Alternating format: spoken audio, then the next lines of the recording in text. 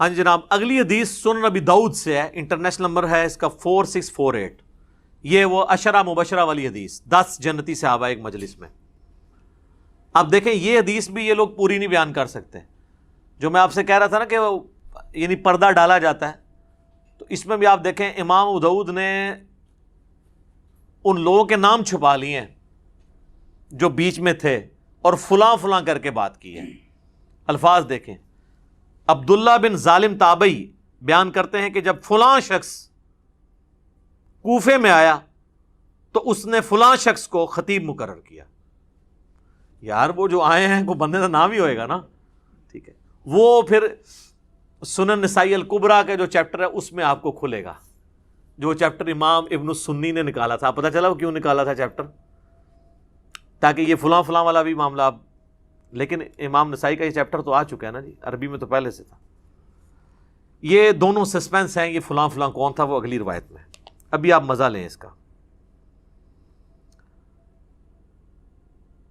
وہ کہتے ہیں جب فلاں شخص آیا تو پھر سیدنا سعید ابن زید نے میرا ہاتھ پکڑا، حضرت عمر کا بہنوئی۔ اس ظالم کو دیکھ رہے ہو؟ کس کو ظالم کہہ رہے ہیں؟ جو حضرت علی پہ سب و شتم کر رہا ہے، ٹھیک ہے۔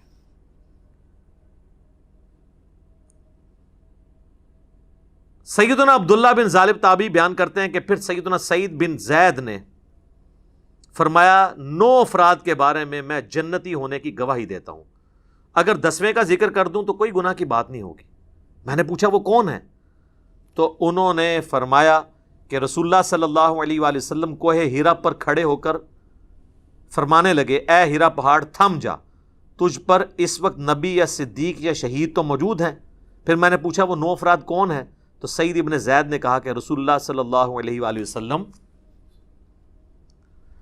ابو بکر، عمر، عثمان، علی، طلحہ، زبیر، سعد ابن ابی وقاص، عبد الرحمن بن عوف، یہ کل 9 ہوئے۔ اس میں حضرت ابو عبیدہ ابن جرح کا نام نہیں ہے۔ ابو عبیدہ ابن جرح کا نام جو ہے نا وہ ترمذی والی حدیث ہے 3747، عبد الرحمن بن عوف سے، اس میں ہے۔ اور ایک دوسرا شخص جو 10واں ہے وہ بھی جنت میں۔ تو ان کا یہ وہ 10واں کون ہے؟ تو پہلے تو انہوں نے کوشش کی کہ نہ بتایا جائے، ان کا 10واں میں ہوں، سعید ابن زید۔ اچھا جی، یہی حدیث جب آئی ہے نا سنن نسائی الکبریٰ میں، جس میں امام داؤد نے لکھا فلاں شخص فلاں کو ملنے ادھر آیا تو اس نے فلاں کو کھڑا کیا، اب سنیں وہ کیا کہتے ہیں۔ سیم سند ہے۔ عبداللہ بن ظالم تابعی رحمہ اللہ بیان کرتے ہیں کہ جب حضرت معاویہ بن ابی سفیان کوفے میں آئے تو حضرت مغیرہ ابن شعبہ نے کچھ خطیب مقرر کیے، یہ دونوں فلاں فلاں نام آگے، جو کہ سیدنا علی پر زبان درازی کر رہے تھے۔ الفاظ یتناولون، حضرت علی کے عیب بیان کرنے لگے۔ چنانچہ سعید ابن زید نے میرا ہاتھ پکڑا اور فرمایا اس ظالم کو دیکھتے ہو، یہ ایک جنتی شخص پر لعنت کروا رہا ہے۔ کون؟ یا مغیرہ ابن شعبہ کو انہوں نے کہا یا حضرت معاویہ کو؟ یہ مجھے کہتے ہیں جی ظالم مغیرہ کے الفاظ کدھر ہیں؟ وہ تو میں بتاؤں گا کہ وہ 6 دفعہ انہوں نے کہا اوئے مغیرہ، اوئے مغیرہ، کیونکہ اس حدیث میں الفاظ ہیں کہ انہوں نے اوئے مغیرہ کو 3 دفعہ ریپیٹ کیا، تو 6 ہو گیا نا۔ تو میں رجوع کرتا ہوں، میں نے پچھلی دفعہ کہا تھا 3 دفعہ کہا، انہوں نے 6 دفعہ کہا۔ میں بھی رجوع کرتا ہوں چیزوں پہ، ٹھیک ہے جی، وہ آگے آئے گی حدیث۔ تو ایک جنتی شخص پر لعنت کرواتا ہے؟ پھر انہوں نے 9 افراد کے بارے میں گواہی دی، پھر وہی والی حدیث ریپیٹ ہو جاتی ہے کہ وہ کون سے جنتی ہیں، 10ویں خود۔ سنن نسائی الکبریٰ میں ایک اور حدیث ہے اسی فضائل صحابہ والے چیپٹر میں، یہی تابعی کہتے ہیں کہ میں سعید ابن زید کے پاس آیا تو میں نے عرض کی کہ کیا آپ اس ظالم شخص پہ تعجب نہیں کرتے کہ جس نے سیدنا علی پر سب و شتم کرنے کے لیے خطیب مقرر کیے ہوئے ہیں؟ یہاں پہ سب کا لفظ نہیں ہے، یشتمون علی، تو شتم کا لفظ تو ہوتا ہی گالی کے لیے ہے، تنقید کے لیے نہیں، وہ کہتے ہیں سب کا لفظ یہ تھے، اس میں الفاظ ہے۔ تو انہوں نے فرمایا کیا وہ ایسا کرتا ہے واقعی؟ جبکہ میں گواہی دیتا ہوں کہ 9 افراد جنت میں ہیں۔ پھر انہوں نے وہی حدیث سنائی عشرہ مبشرہ والی، اور 10واں پھر اپنا ذکر کیا۔ اب یہ حدیث صحیح ابن حبان میں، مسند احمد اور کئی کتابوں میں موجود ہے۔ اب آ جائیں ایک اور حدیث جو سنن ابی داؤد کے اندر موجود ہے۔ سنن ابی داؤد سے عشرہ مبشرہ والی حدیث ہی نہیں بیان کر سکتے، 4650۔ ایک تابعی ہیں وہ کہتے ہیں کہ میں فلاں شخص کے پاس کوفے کی مسجد میں بیٹھا ہوا تھا اور اہل کوفہ بھی موجود تھے. پھر امام ابو داؤد نے فلاں لکھ دیا. فلاں کا کوئی نام ہی ہوئے گا. کوفے کی مسجد میں, بڑی جامع مسجد میں بیٹھا ہوا تھا. وہ فلاں کون تھا؟ وہ حضرت مغیرہ ابن شعبہ تھے.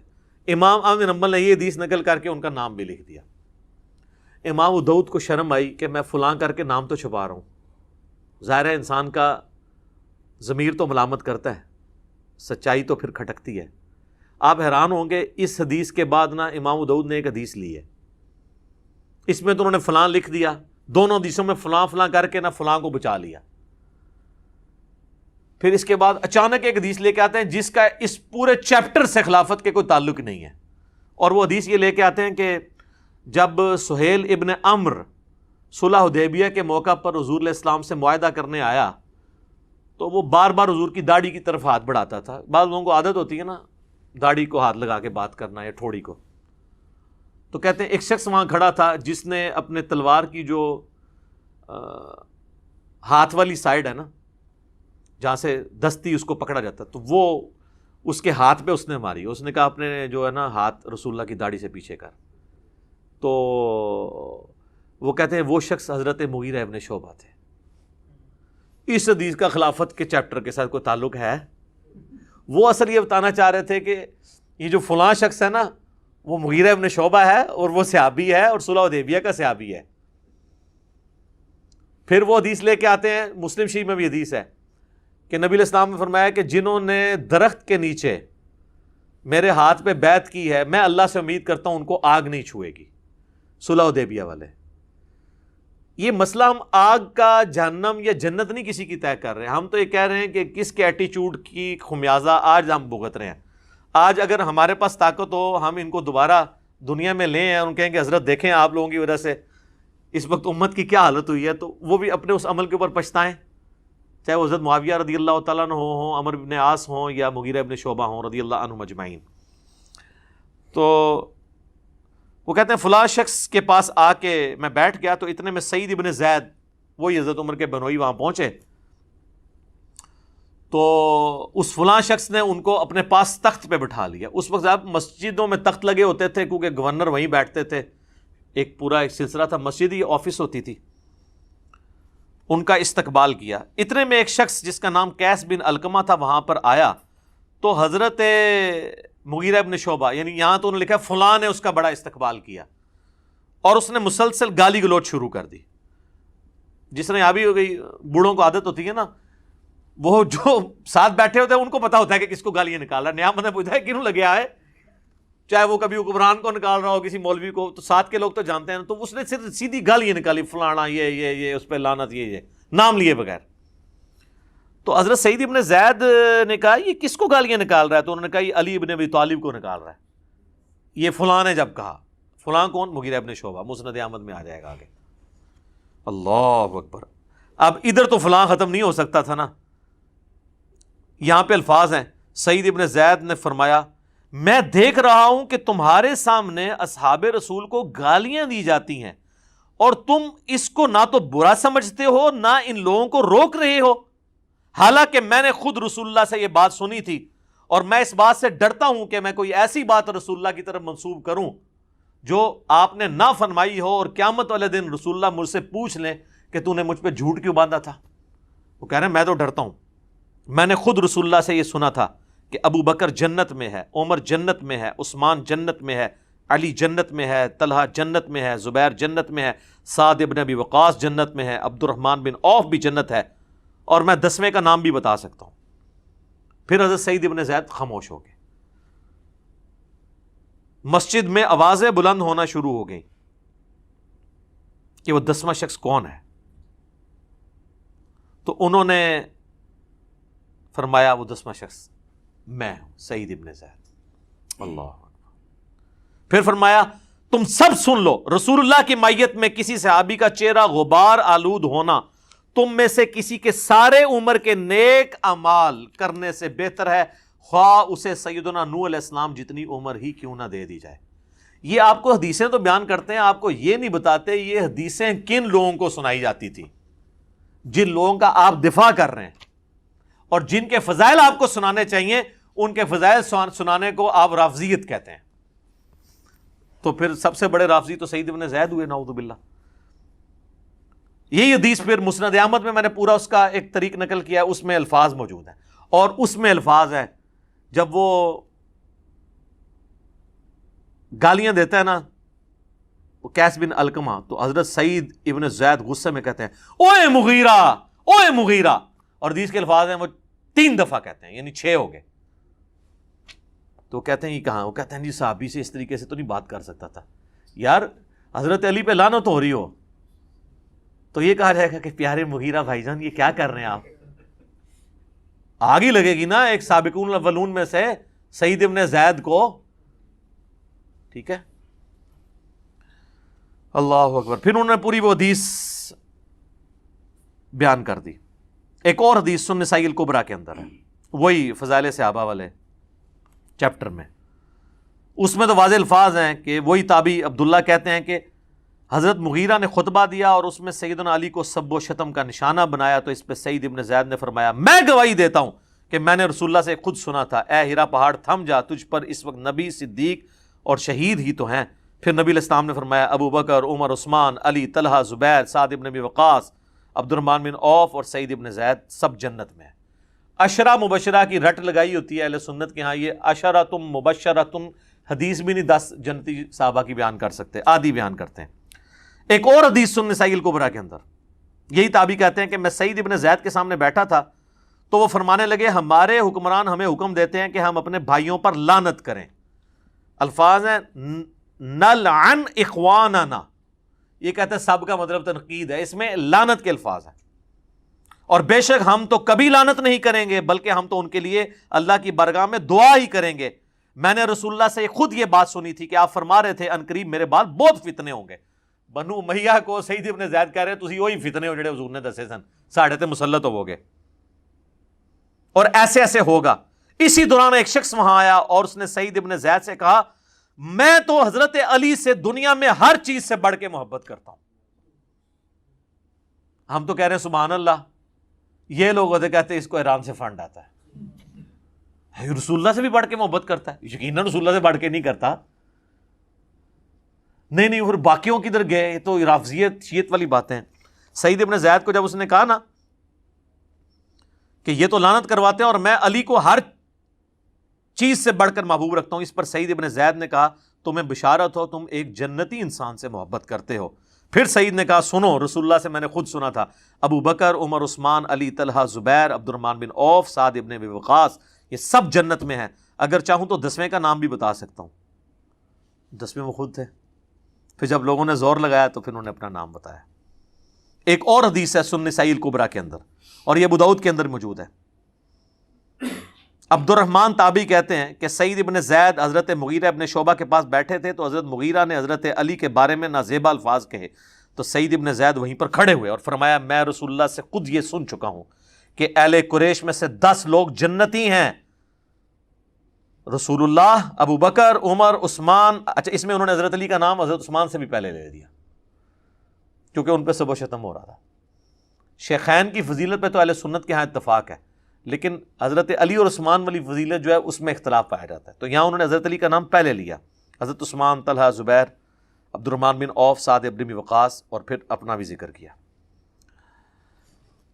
تو یہ ایک ٹاپک ہے، میں نے اس کے اوپر ایک ریسرچ پیپر لکھ دیا ہے. اس سے کئی ایک ٹاپک اور جڑے ہوئے ہیں جو میں نے الحمدللہ 6 ٹاپکس کے اندر ایک ریسرچ پیپر لکھا ہے. واقعہ کربلا کا حقیقی پس منظر 72 صحیح الاسناد احادیث کی روشنی میں.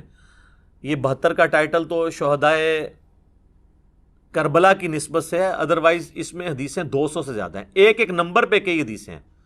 صرف 33 نمبر پہ جو میں نے غدیر خم کی حدیث لی ہے نا اس میں 8 روایتیں میں نے نقل کی ہیں. نمبر 1 ہی دیا ہے اس کو 33 تاکہ 72 کی نسبت قائم رہے.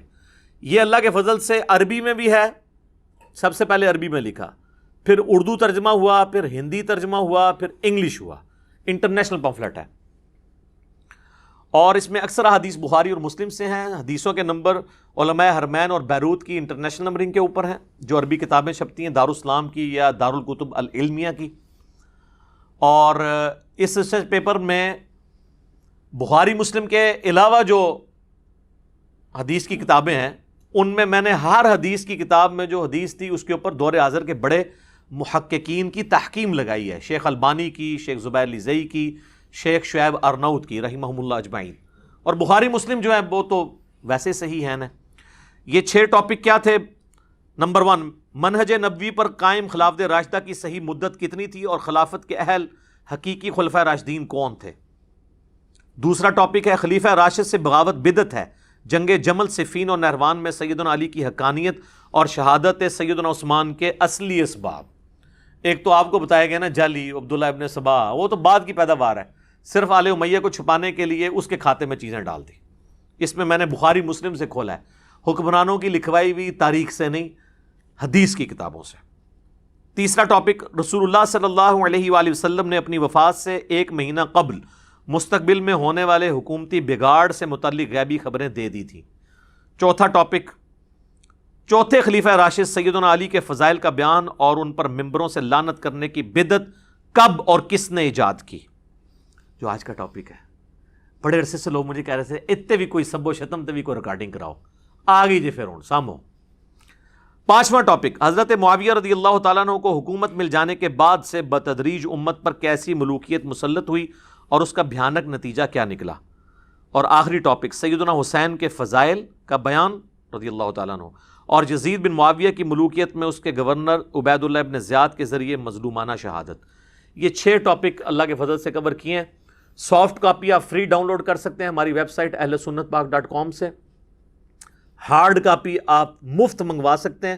TCS کا آپ کو 300 روپے خرچہ دینا پڑے گا. صرف یہ نہیں، 12 کا پیکج ہے جس میں 9 ریسرچ پیپر ہیں اور 3 اذکار کارڈ ہیں. یہ 12 کا پیکج آپ اپنے گھر ہارڈ کاپی ڈاک میں منگوا سکتے ہیں. اور اللہ کے فضل سے یہ سارے ریسرچ پیپر کلرڈ پرنٹ ہوئے ہیں، ریڈ اور بلیک میں. بلیک میں رائٹنگ ہے، ریڈ میں حوالے ہیں تاکہ انا بھی پڑھ لیں. تو صبح 9 سے لے کر شام 5 بجے تک ہماری اکیڈمی کا نمبر کھلا ہوتا ہے. بیچ میں کھانے کا وقفہ یا نماز کا وقفہ ہے، یہ الگ بات. ہماری اکیڈمی کا نمبر ہے +923215900162. پاکستان سے کریں گے تو 032159000162. واٹس ایپ اس پہ ہے لیکن انٹرٹین نہیں ہوگا.